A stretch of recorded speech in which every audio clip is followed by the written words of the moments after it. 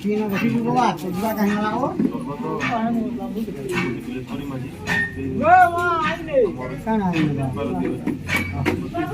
2022 योजना तैयार कर ପରେ ତାଙ୍କର ପରିବାର ସୁଖ ସାଗରରେ ବୁଡ଼ିକି ଯାଇଛନ୍ତି।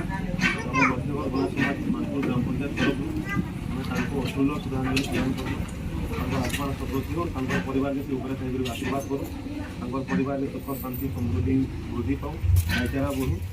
ଆଉ ସବୁବେଳେ ସେ ମରିଗଲେ ସୁଦ୍ଧା ଅମର ହେଇକରି ଆମର ସାଙ୍ଗେ ସେ ପ୍ରଭୁ ସେଠି ଆମେ ଈଶ୍ୱରଙ୍କୁ ପ୍ରାର୍ଥନା କର୍ମା।